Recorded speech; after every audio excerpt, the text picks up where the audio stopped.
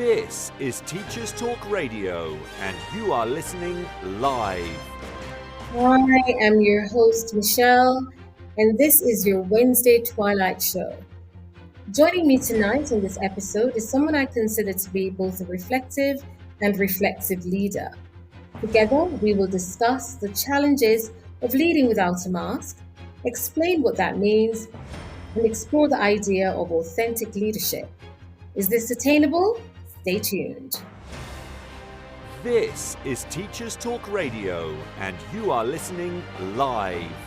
Tune in live at ttradio.org, or to join in the conversation, download the Podbean app and search Teachers Talk Radio. Follow the hashtag TTRadio.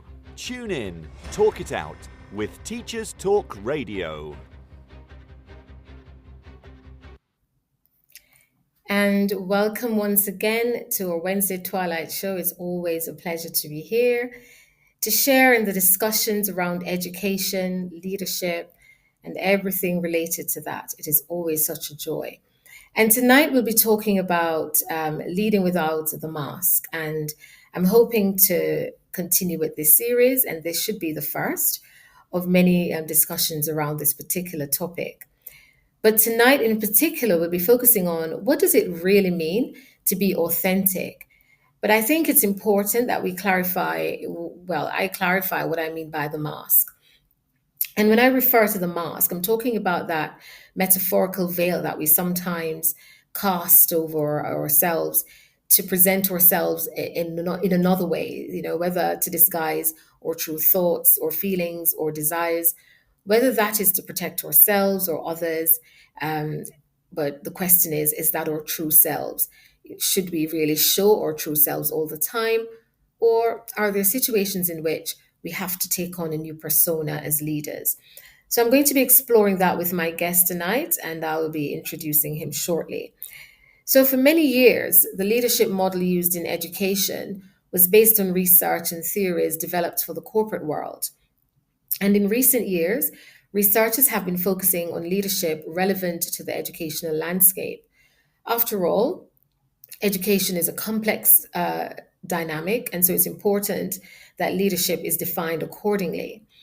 However, there is still a debate on what is the correct definition of leadership. And all researchers can conclude that it's multi-layered and it depends on the context within which it's needed or in which it's being used. It's important to note as well that there's no one style of leadership. And they, again, vary according to needs. And, we could go on and list all the different types of leadership. The question is, which ones do we use when? But tonight in particular, we're focusing on authentic leadership. But I think one thing all the definitions so far have in common is that effective leadership, they result in some form of change. And it's the ability to influence individuals either within a team or an organization to transform their mindsets, achieve personal and collective goals, and with a strong sense of job satisfaction. So, authentic leadership may be defined as a leadership approach that emphasizes transparency, ethics, and self awareness. It involves leading with sincerity and integrity, staying true to one's values, and fostering genuine relationships with others. So, in a nutshell, that's what authentic leadership should be about. So, without further ado, let me welcome tonight's guest. And I must say, tonight's guest, I am so honored to have him in our presence tonight and to hear from him. And we have none other than Andrew Wilkinson, assistant head teacher, fellow podcaster, speaker, and innovator. And Andrew will tell us a little bit more about himself when we start the discussion. So, Andrew, welcome to the Twilight Show. Thank you so much for joining us tonight. Thank you so much, Michelle. I hope you can hear me. That was quite Yes, I the can. introduction. I'm flattered. I'm blushing. It is the truth. It is the truth. Thank And I you. know the summer term gets really busy, and I really appreciate that you've taken the time out to join us tonight. Those of you already online, do remember to call in or send us your message by downloading the Podbean app. And also, if you don't mind, spreading the word and tell somebody else to join. Let's talk about authentic leadership. This is something that people will discuss in different settings, in the staff room, in the office, wherever. So tonight, let's hear from another perspective what this means. We're going to take a short break, and when we get back, we go right into the discussion. Do stay tuned. Need a smarter way to teach? Wish your lessons had more impact? Eduflix.com. Stream educational films for teachers and students in or out of the classroom. Keep students engaged. No ads, no distractions. Try it free for 30 days at eduflix.com/try. Use code TTR. Get 50% off all orders made before June 1st. Eduflix.com. This show is brought to you in partnership with John Catt Educational, publishers of professional development books and resources that support great teaching and learning in schools around the world. Don't miss out. Level up your professional development today and visit johncattbookshop.com to explore the full range of titles. Use the code JCTTR2425 for 20% off your order.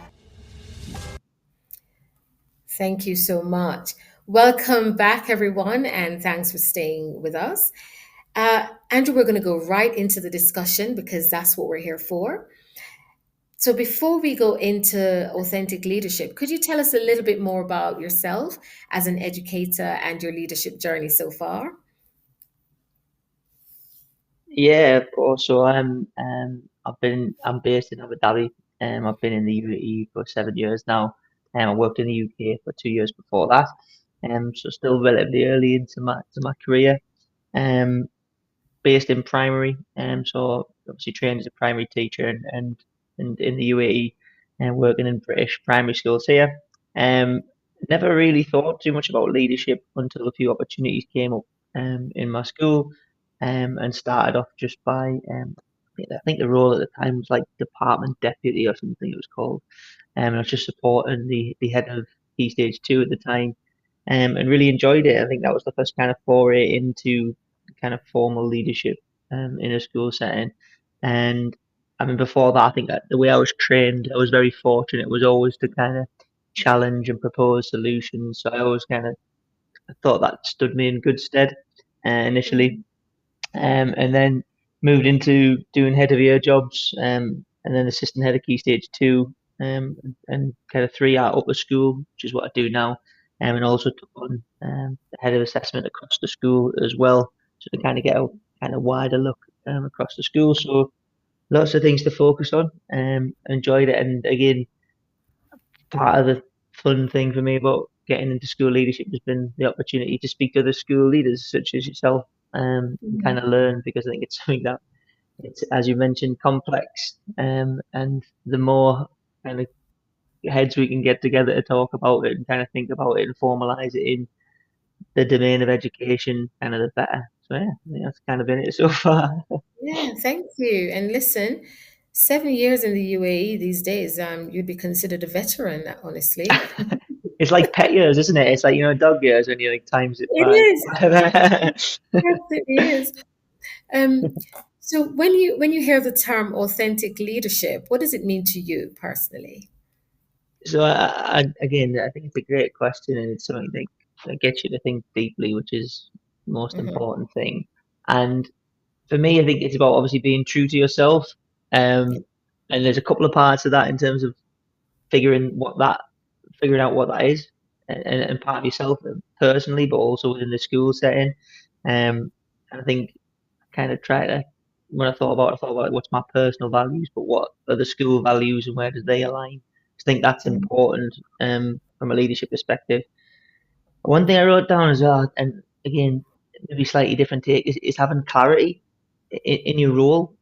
And I think to be an authentic leader, you have to have absolute clarity about what it is you're doing, what it is you're leading, in order to try and really engage with it and really push it forward. I mean, I'm sure leaders who, when they first get that responsibility to kind of step forward in a leadership position, kind of struggle to do it, or they don't really feel like they want to get in front of people. They don't really feel like it's their place to say anything. They're maybe reserved about it. I think when I think about times when I've been like that, it's because I didn't have the clarity in what I was Mm-hmm. actually doing.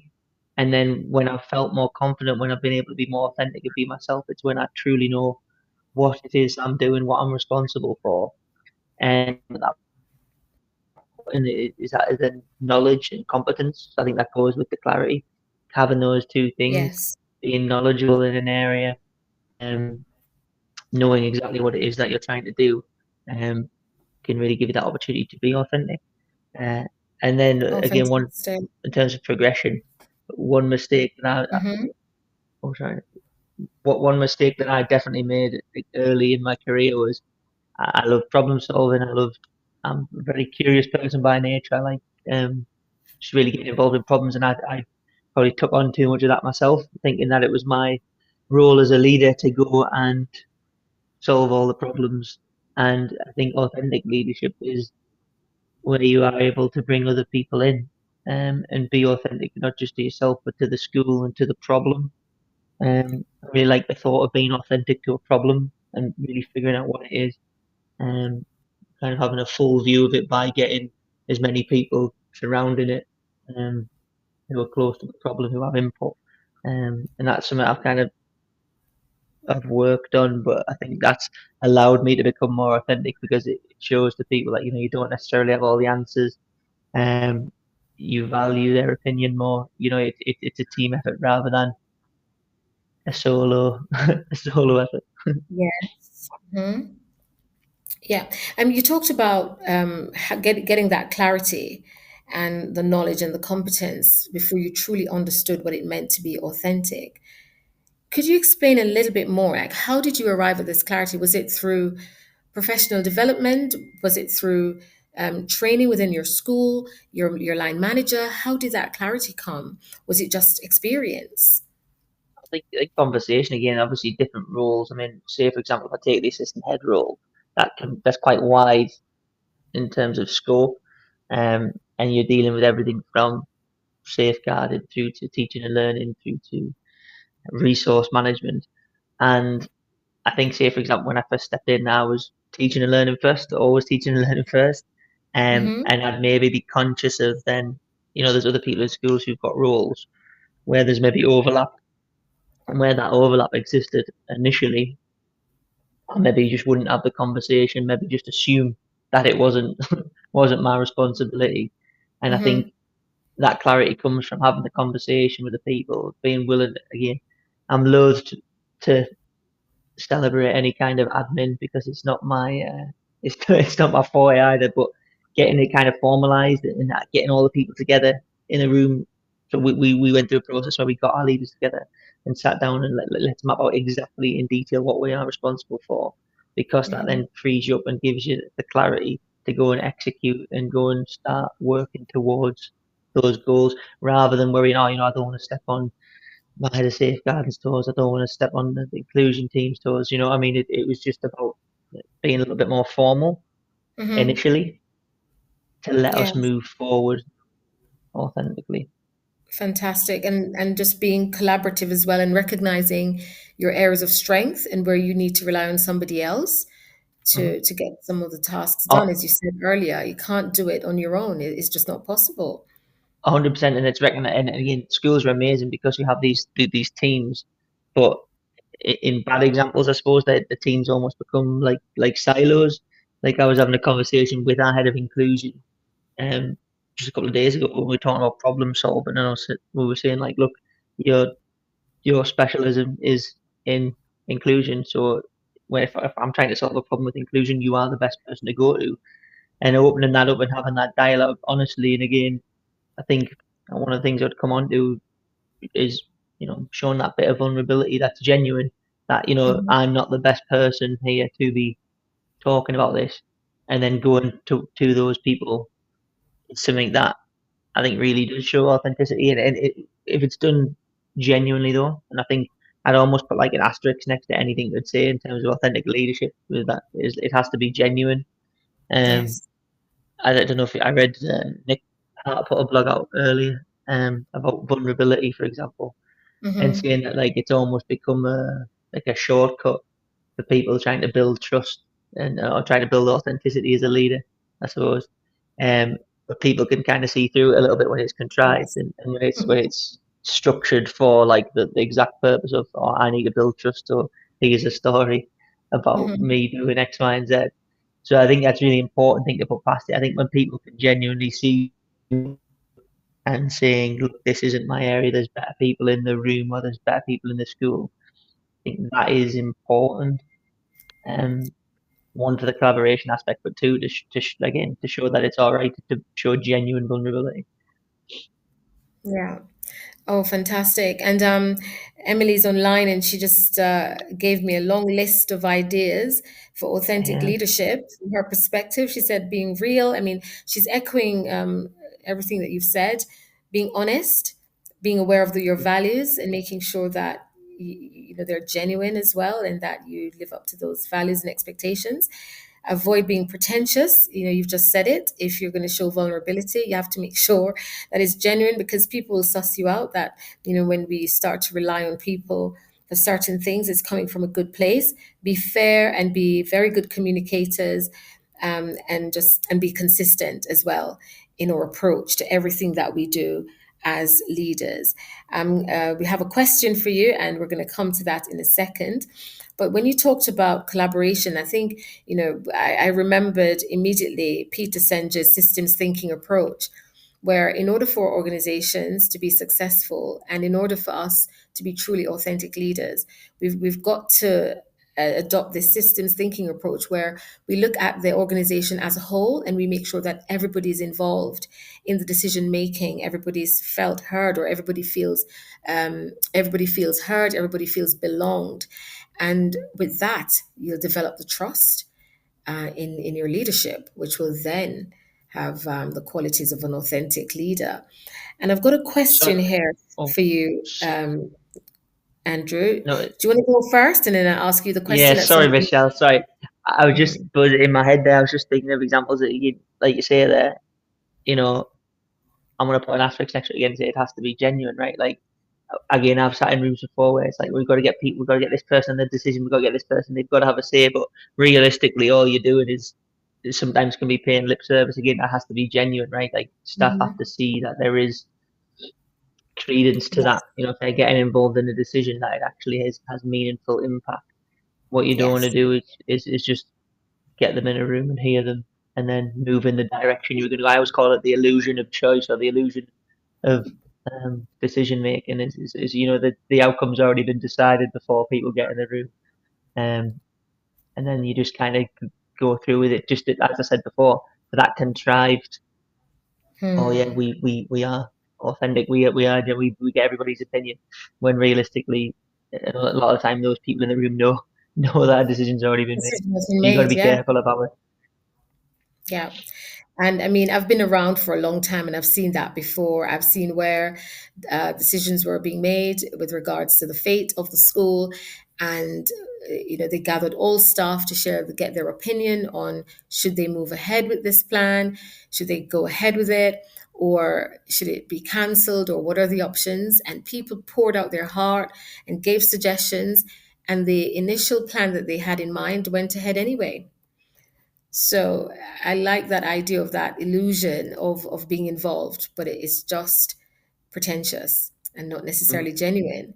So I've got a question from somebody online, Andrew. This one is from Emily, and she said, how do you balance vulnerability with getting people to trust that you are competent? Well, so this would be an area where I would have previously been like, just you got to show them that you're competent, right? Like they've got to see you and be around you enough. But and initially, right? So when I first stepped into leadership, I could almost rely on that a little bit because all of the people who I was in quotes like leading, they Mhm. were people I'd worked with. They were colleagues before, so they'd seen me in the classroom, and they'd seen the quality of the work that I'd produced. So when that first started, I almost had that like it was almost like baked in, if that makes sense, in terms of they'd seen it, and they Mhm. knew I did a decent job.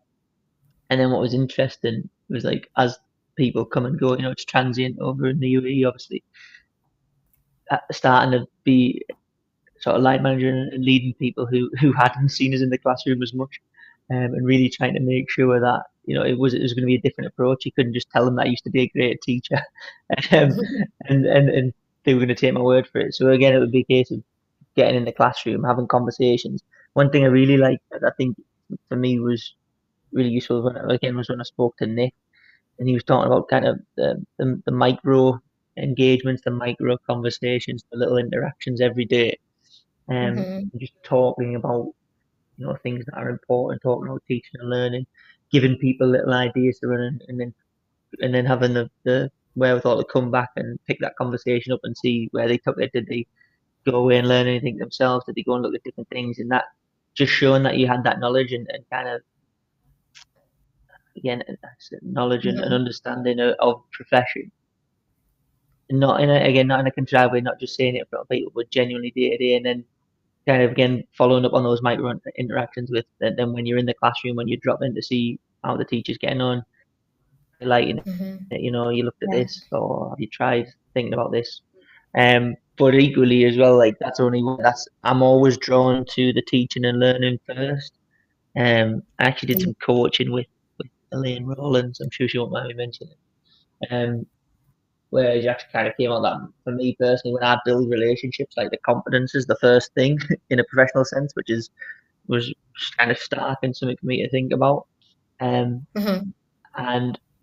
I always go to the kind of nuts and bolts of teaching first. But one thing I think I've tried to work hard on, I think it's important for leaders to work hard on is showing the staff that they've got the confidence of the systems of the day-to-day school life. Do you know what I mean? Like making sure they know what happens with transitions, why do we do certain things in transitions, and why it's important, and being able to communicate that regularly, but then being visible to back that up. So again, a perfect example, we were working on our transition routines in our corridors, and we initially were like, do we go silent corridors? Do we not go silent corridors? With primary school, we had a discussion about that, but once we kind of able to present it and get around in a room and talk about it, we settled on a kind of slightly hybrid model of how we were going to do things.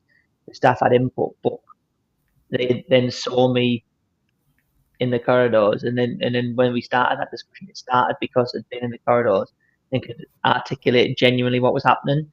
Again, like I think there's that thing of, was it the known school? Is it? I think where you've got where it's like what's actually happening and what leaders think's happening. I think being able to close that gap's so important in authenticity. Because and well, I say authenticity, I mean competence. Because if you go and have a conversation with your staff and highlight a problem that is not actually a problem, they're gonna straight away see through you. Do you know what I mean? If you go and be like, the kids can't line up straight, but I'm going to talk about an AI curriculum, for example, they're going to think, where's this guy? You know what I mean? What's he even talking about? And I think that's so important. Being able to, sorry. No, go ahead. I'm agreeing with you. No, I think I was rambling off anyway. So, it's fine. But I think that's so important, and that's something that I've kind of always tried to think about now, of like what I think is a problem or what I think is an issue or what I think is going well. Is it actually the reality? And that's where those conversations happen. And I think that comes I think you get the opportunity to be vulnerable there when you're talking about what the problems are, because it may well be something that you are, again, ultimately responsible for. And if you hold your hands up to staff and say, like, look, like we decided to introduce X, Y, and Z, it's not working. We decided to do this, again, it's not working. What do you think? You guys, and again, having those conversations of you as the one kind of living it, essentially. Yeah. Can you give that feedback? There's a careful balance, though, because I think I've read before, I think it was maybe David Dido, I could be wrong, where it's like what you don't want to do is suddenly be in there telling them you don't know anything. You know, I don't know. They say that's a fine line to have, right? You don't want to be arrogant or pretentious, but again, I think that's where the micro interactions particularly help. I think it's one thing standing up in front of a group of people talking about X, Y, and Z, but when you're day to day actually talking in a more relatable level, tailoring that conversation to a specific person, and their knowledge as well, that can be really powerful in developing that confidence and trust. Thank you so much. Yeah, I totally agree. And I was going to say something similar, um, that when it comes to the vulnerabilities, especially when you're implementing change, I think it's okay to let your team know that this is something new you're about to try, get the buy-in as well, and be reflective about it and come back together, review openly and say, okay, perhaps this won't work in this particular way, and get the team involved as well. And it shows therefore that you're open and honest, and that you're human and infallible. And I think people will respect you for that. But at the same time, I agree, Andrew, you also have to be the expert in the room, but it doesn't mean that you have all the answers. And so, yeah, so being open, as you said earlier as well, and as I said in the introduction, being transparent. You tell people. I mean, I've been in situations where I'm leading a meeting as head of department, and I could see things going around in circles, and we're not really coming to a resolution. And I had to stop everybody and I say, okay, listen, this is going pear shaped, isn't it? And they all laughed and said, actually, yes, Michelle.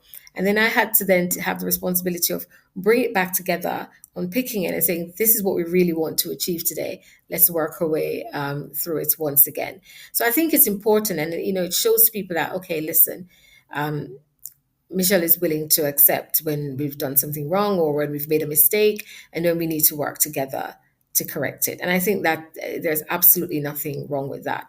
But at the same time, as leaders, we have to do our research and do our thinking outside of the organization in order to, when we stand in front of our colleagues, we're competent to deliver whatever it is we want to deliver.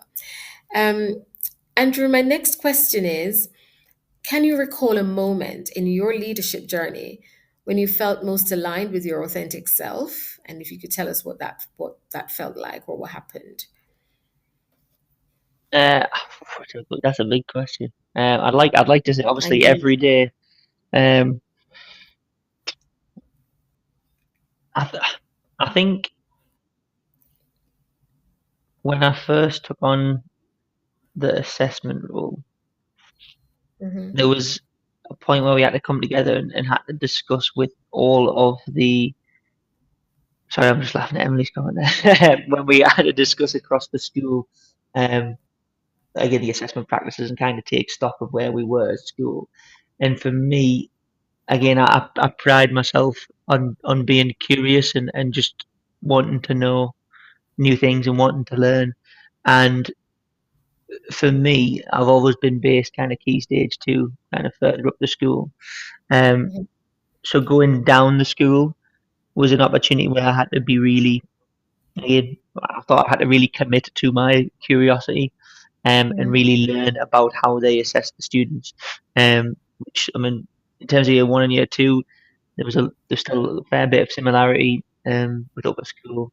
The phonics screening, so that was something I had to learn about, and I'm continuing to learn about. But particularly early years, so Hmm. I'm trying to immerse myself in the early years environment and their assessment frameworks was really challenging. But um, again, something I'm still trying to get my head around. But that was a time where I just really thought that was me doing me, so to speak. Just being really curious, really trying to learn, listening, asking questions, and just really trying to get to the bottom of something, and then trying to be creative in terms of solutions and trying to be innovative and think about ways that could move the assessment of those early years students forward, and to best support the teachers.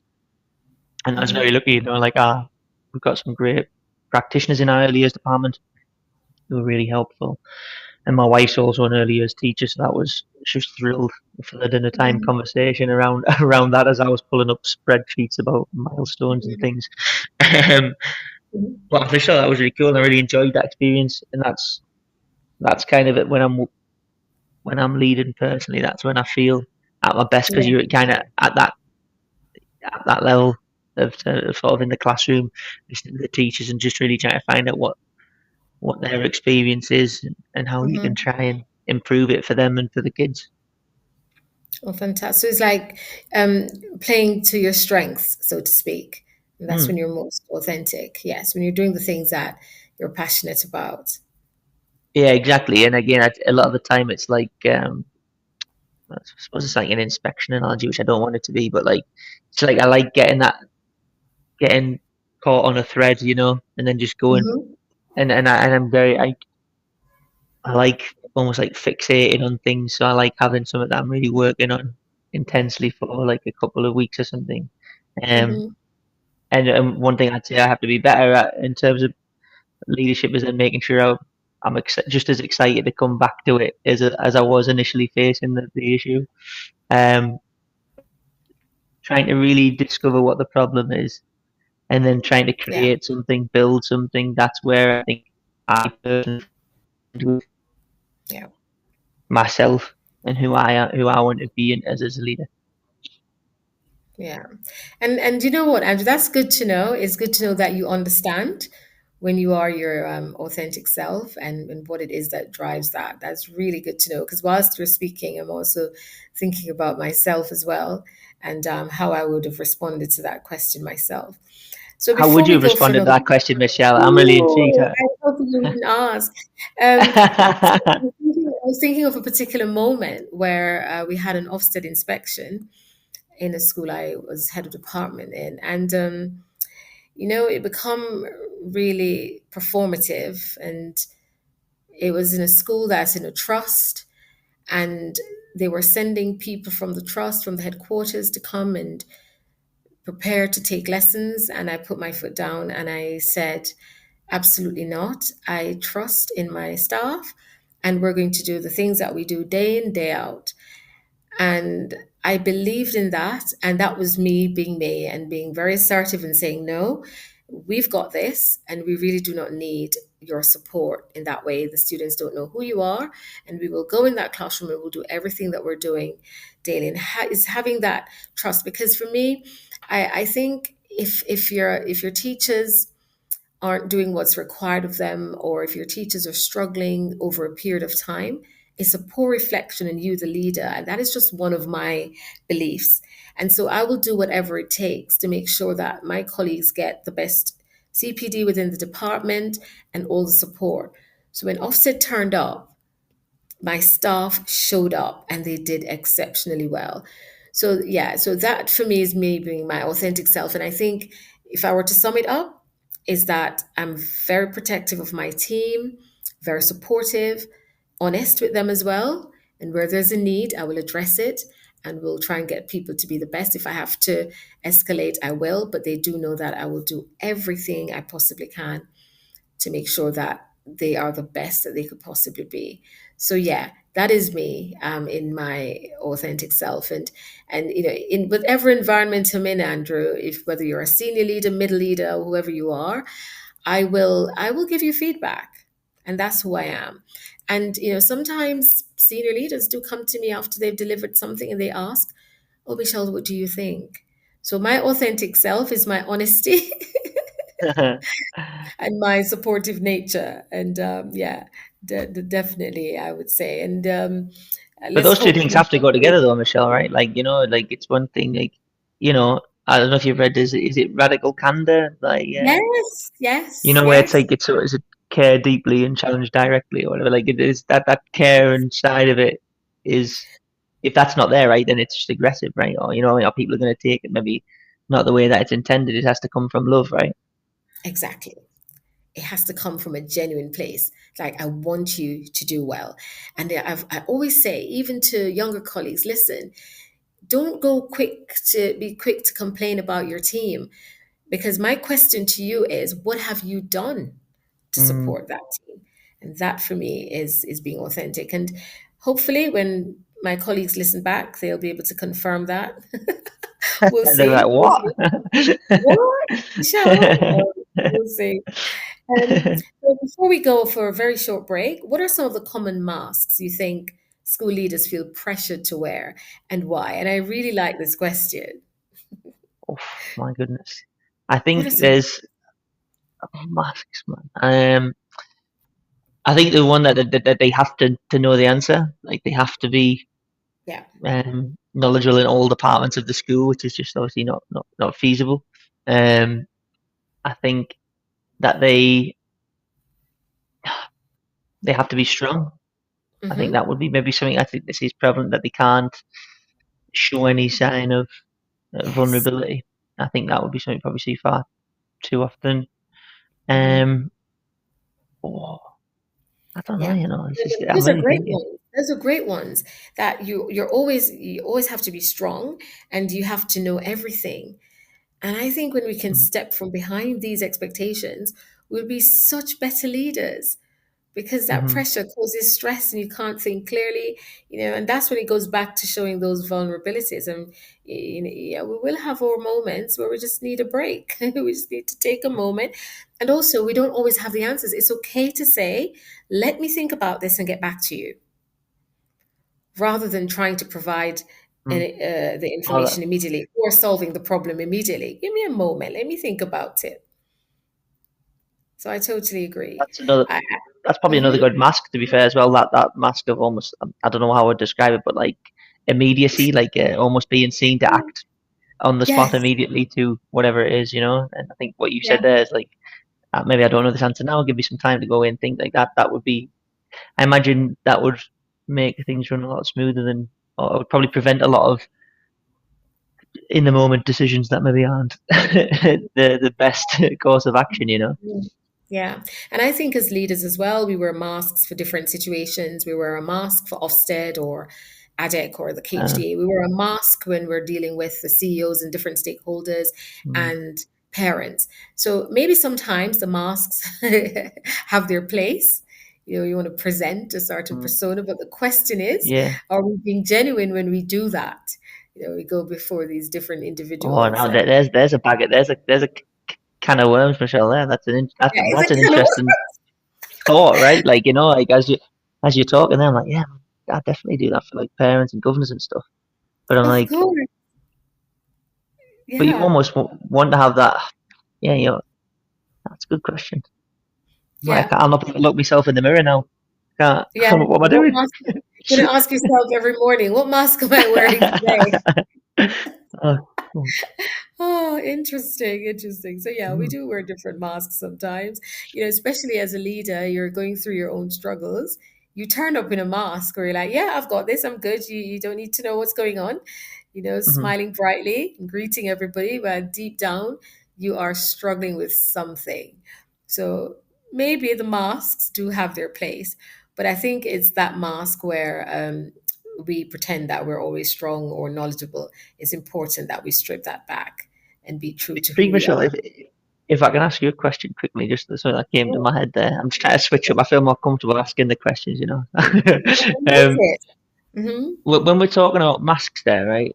So Mm-hmm. if let me give it in a hypothetical situation, maybe something's not going well in the department, and you're facing your team. Do you think there's a place for putting a mask on of kind of going in and being positive to try and Yeah. not demotivate the team, or do you think in that instance would you always err on the side of again just being totally transparent? Do you think there's ever a time where it might be okay to be like, look, guys, come on, it's not as I don't know, it's not as bad as you think, or Mm. I don't have a specific scenario in head, but I was just wondering there. Yeah. No, I always say it as it is. And Hmm. if things aren't going too well, I will be the first to admit that or to um, address it and to Hmm. say, right, what can we do to make this better? And I strongly believe that staff morale is dependent on the leadership. And it is so important that, number one, we're emotionally sensitive, culturally sensitive as well, and aware of what's happening. You have to feel your people out, and you know when the temperature has changed, and you know when people aren't happy. It's important to understand that. And then you decide whether you're going to meet with people individually, or does this call for a meeting with everyone? Sometimes that's not the ideal thing, but you meet with people and you feel them out. I was saying to somebody the other day, if I realize that something is going wrong in my department or my area of leadership, um, I wouldn't be afraid to call a meeting and go, listen, everybody, this thing happened, and I really apologize that I did not handle it the best way I could, or that has caused offense or upset. I apologize, and let's start over. You've got to do that. And I think you will get people's respect. It comes with the charisma as well, and your charm and your ability to, and you have to also have that level of self-confidence in order to do that. If you're a leader, especially in the early stages when you're really trying to impress, it might be a little bit harder. But when you get to my age, you just do it. You go, listen, everybody, I messed that one up. Let's talk about it. And I've talked about it on this platform before when I took over a department, and we had some coursework issues that I inherited. And I realized that we had to go back and get the kids to redo because they did the wrong specification or the wrong question or something like that. Yeah. And I had to go and face the team and say, this is the situation.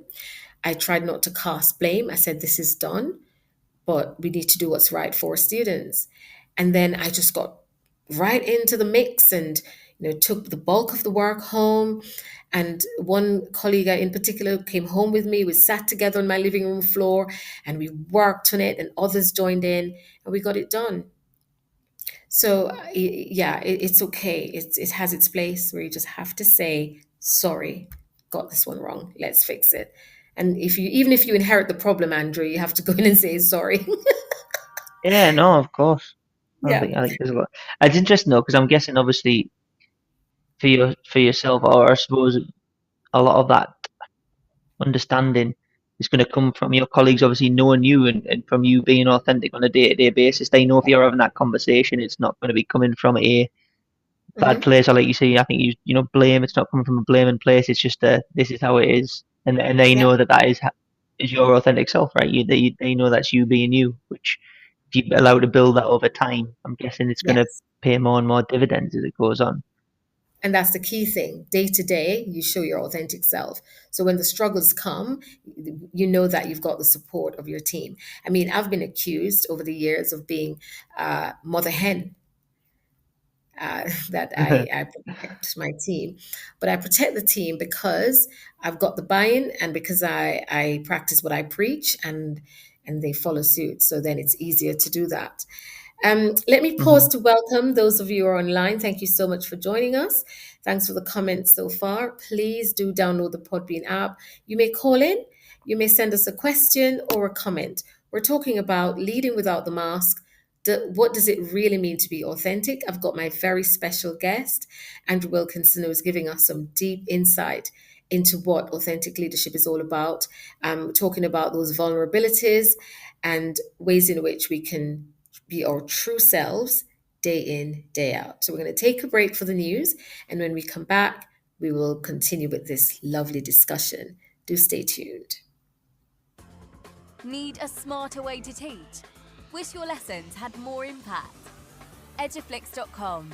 Stream educational films for teachers and students in or out of the classroom. Keep students engaged. No ads. No distractions. Try it free for 30 days at eduflix.com/try. Use code TTR. Get 50% off all orders made before June 1st. Eduflix.com. This show is brought to you in partnership with John Catt Educational, publishers of professional development books and resources that support great teaching and learning in schools around the world. Don't miss out. Level up your professional development today and visit johncattbookshop.com to explore the full range of titles. Use the code JCTTR2425 for 20% off your order. This is Teachers Talk Radio, and this is Teachers Talk Radio News. Harvard University is reportedly suing the Trump administration after it revoked the university's ability to enrol international students. The dispute, reported on the BBC News website, has escalated to what the university has called a blatant violation of the law by Trump's government. The lawsuit, filed in Boston, comes a day after officials at the Department of Homeland Security said it would be revoking Harvard's access to students' visa programs. The Trump administration says Harvard has not done enough to fight anti-Semitism and change its hiring and admissions practices. The university has strongly denied these allegations. According to the BBC, there are around 6,800 international students at Harvard, more than 27% of the year's enrolments. The university is asking for a court order to halt the move by Department for Homeland Security, and the Harvard president said, "We condemn this unlawful and unwarranted action." In response, a White House press secretary said, "If only Harvard cared this much about ending the scourge of anti-American, anti-Semitic, pro-terrorist agitators, they wouldn't be in this situation." Further details and updates on the story can be found on BBC News. Schools Week covers the latest announcement on teachers' pay in England.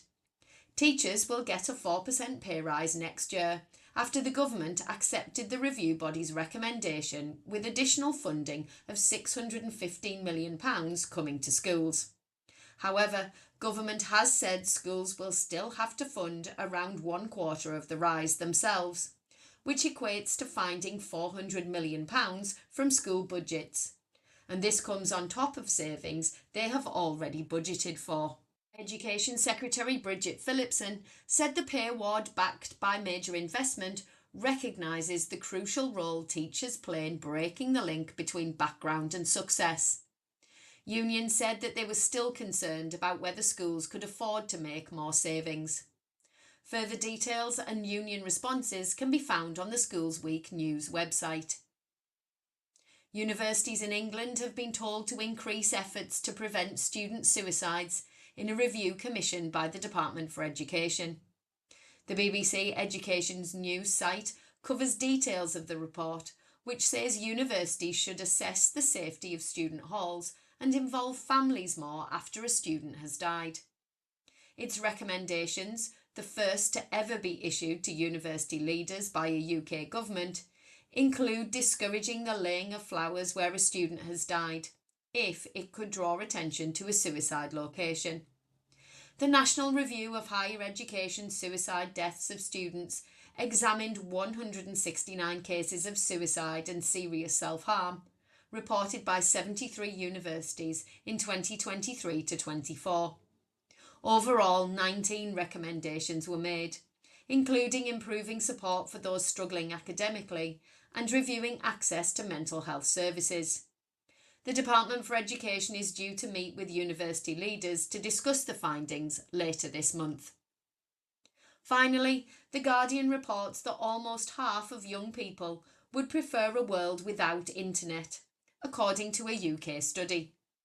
The research shows that nearly 70% of 16 to 21-year-olds feel worse about themselves after spending time on social media. Half would support a digital curfew that would restrict access to apps and sites past 10 p.m, and 46% said they would rather be young in a world without the internet altogether. The study, conducted by the British Standards Institution, surveyed 1,293 young people. Full details of the article and more of the findings can be found on the Guardian newspaper's website. This has been Teachers Talk Radio News with Joe Fox. Thank you so much, Joe. Andrew, isn't it interesting to hear what's happening in the UK, in the world of education? Always. Nice to hear a friendly accent, though. I was very happy with that, I must say. But I can't believe it, especially just I'm stunned by the stuff in the US as well with Harvard. It's crazy. Yeah, it's always intriguing to hear what's going on. And this 4% rise, I mean, that's what drew my attention. But then schools have to find 1% of that. Yeah, it's probably 1% a year, 50% tax. But anyway, that's a different show. Welcome back, Very everybody. economical. Yeah, I know. Thank you so much for staying tuned and for being with us on the Wednesday Twilight Show. We're talking about leading without the mask, and how do we be authentic in our day-to-day existence as leaders? How do we exemplify that? And somebody mentioned here that when we are authentic and when we show our own vulnerability, then others will feel as though they too have a safe space and they too can express themselves and learn and grow and develop. So we're about to go in the final stretch of this show. Andrew, thank you so much for sharing with us. You've been, my goodness, you've been so insightful. I would listen to your opinions for the rest of the evening, but we've got to get to the end of the show, right? So, in a high stress or high stakes situation, how do you stay grounded in your values and authenticity? I think, again, you'll have to forgive me because I can't remember where the quote comes from. But I think it's maybe Atomic Habits, and it's like, um, it's like you don't rise to the occasion, you fall to the level of your systems. And I think that's something that for mistakes is really important to And build the could systems you repeat around that me. quotation again? Could you repeat that quote for us again, please? You don't rise to the occasion. You fall to the level of your systems. Okay, I I like believe that. that's correct. I could be butchering it, so apologies if I am. So So it's for a me, it's powerful. when no, no, for high stress and high stakes situations, I feel like that's the exact thing. If you just go about in the situations doing the things that you've done, that's going to be one. It helps you obviously stay grounded and stay authentic to yourself, but then that's going to show the team that it's kind of business as usual as well. Um, Mhm. and I think again, don't get us wrong. I'm not saying if it's like if you're stressed a bit because something really major's happening. Again, probably lean on what you're saying, Michelle, in terms of you're open with the team and you talk to your team about that. But then you go to that thing of it's business as usual. I kind of like to think that quote kind of sums up the story that you told about the Ofsted inspection there, right? It's you had the systems in place, you had the things in place, Mhm. you had the conversation with the team about what's happening, and then bang, right? Let's just do what we've been doing. So yeah, I think that's how I'd try to. I'd like to think I have a pretty good hit rate at that, but I'm sure 100, not 100% of the time. I'm sure there's sometimes I get away from myself a little bit. Yeah, yeah. And it's that idea of remembering or making sure that you reflect on your values when you make these decisions and just see if you're going against your own values and your own morals when you have to make certain decisions. So just as an aside, Andrew, I mean, if you have to make a decision, hypothetically speaking, um, or you're required to make a decision that aligns with, say, an external body, but you know that it doesn't align with the values of your school or your remit. How do you navigate that? I mean, again, it depends. I don't want to sit on the fence, man, and say it depends on the situation exactly. But I mean, if it's something that Hmm. you can't get around, I mean, for me personally, if there's something that is being kind of imposed on us, I personally feel comfortable challenging. That's what I expect from my team. So it would be a case of having the conversation first. I'd like to think I'd have the chance to go and speak to my team about it, um, and find out what their opinions and thoughts are. I think ultimately, again, I can't remember the book, so forgive me again. It's basically you have to commit, right? Like if you don't agree, you Hmm. ultimately have to commit. I like to disagree and then commit. So we have that conversation amongst ourselves. We disagree amongst ourselves, but ultimately, if it's something we have to do, like sometimes Hmm. we have to do things. Um, Again, not trying to be too cliche. It just always helps to understand what the why of something, right, and why something's happening. So, if something's being imposed for a certain reason, I like to be able to explain that to my team. I like to be able to talk and say, like, look, ultimately, this is why it's happening. You may not agree with it, but this is the rationale. So I think maybe we touch on again Yeah. transparency. You know what you said there as well. Um, Hmm. but then it has to be like again with my team, particularly the heads of year who I work closest with. Um, if there's something happening, we have that opportunity where we do disagree. We do have a safe space where we can say what we truly mean. But then we get, I guess, was my role there is in leading that is making sure we are on the same page at the end of it, making sure okay, we've disagreed, but now we do ultimately have to commit to this.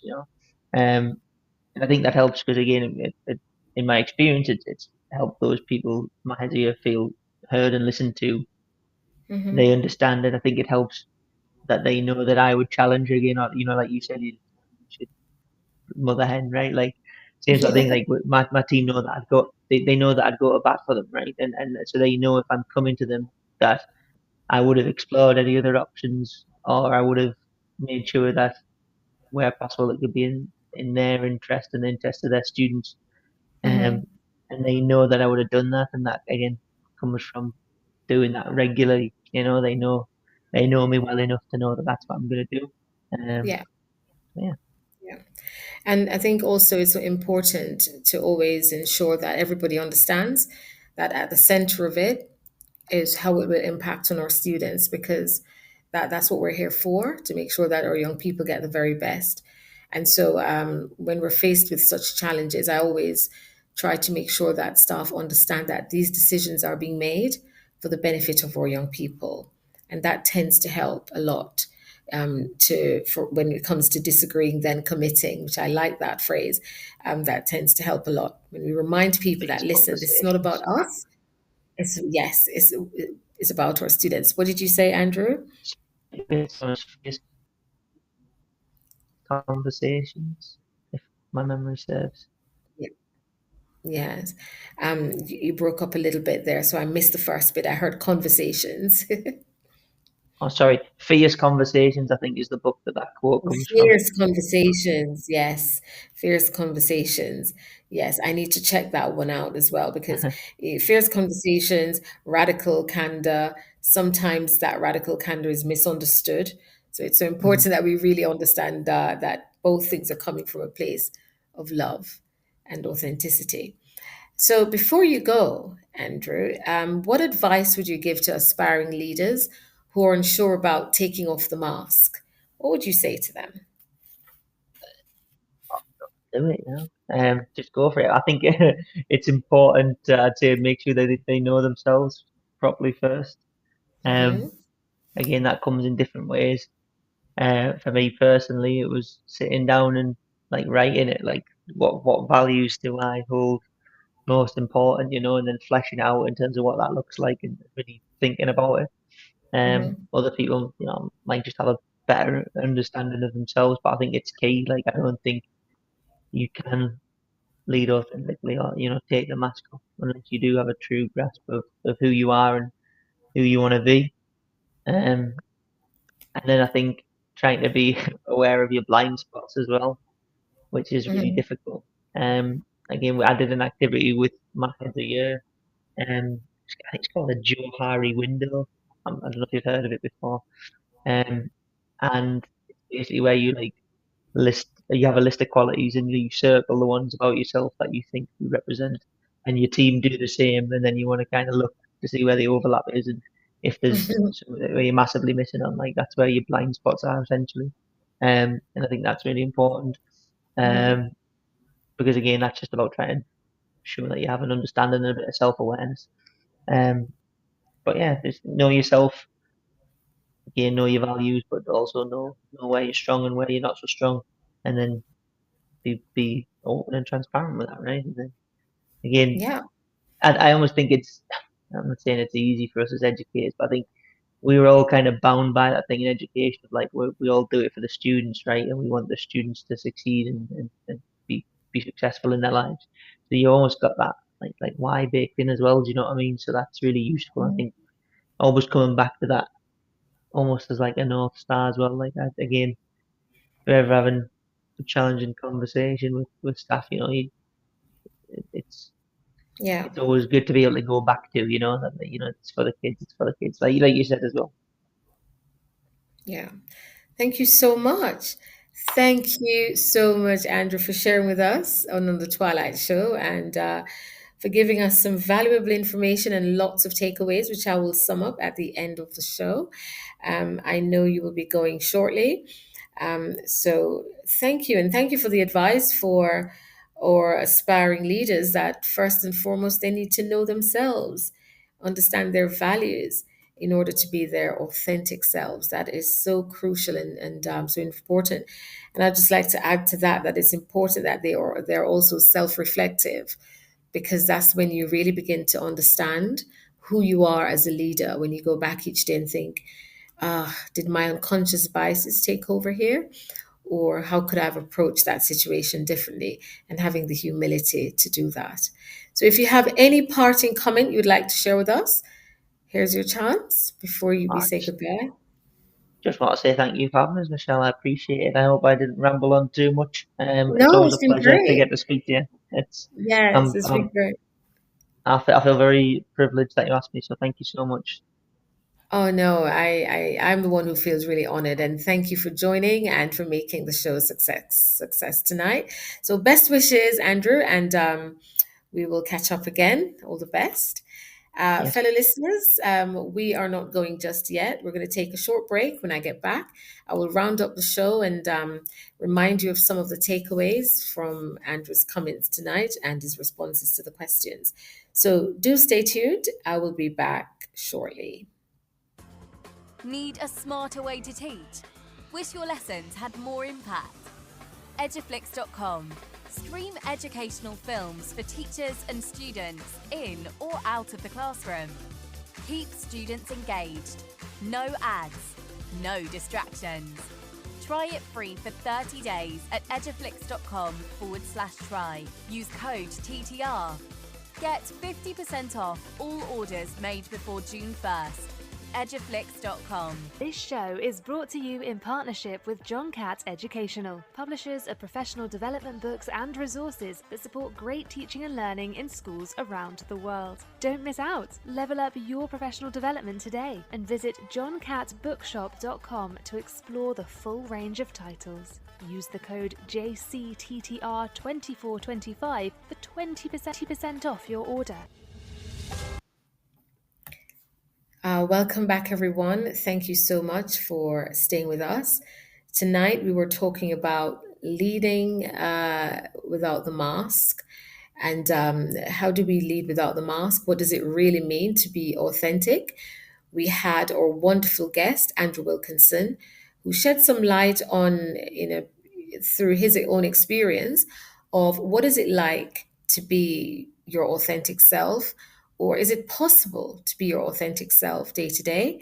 Are there days when we just have to wear a particular mask in order to protect our own well-being and others, in order to meet the demands and the needs of education and all our stakeholders? Does the mask have its place? But we also looked at the mask in another sense, where you might try to be somebody you're not, where you're afraid to show your vulnerabilities. And as a result of that, then others don't feel like they have the space themselves to be vulnerable.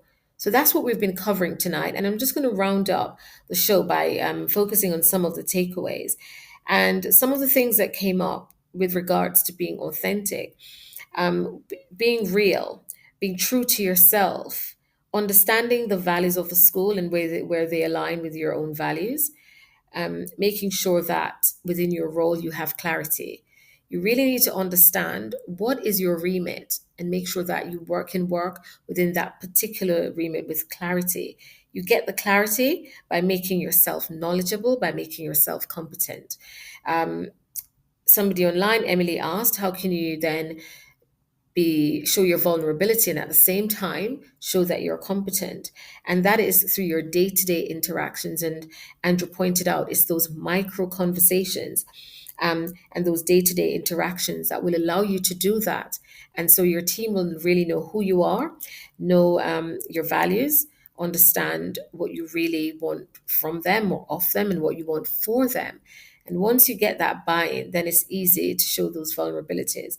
And at the same time, we have to make sure that we are prepared as leaders. So when we talk about these vulnerabilities, we're talking about, for example, making a decision on something and then having to, after reflection, going back and thinking, I need to change this, and being open and honest with the team rather than going down the slippery slope because you're so stubborn or because you don't want to be perceived as being incompetent.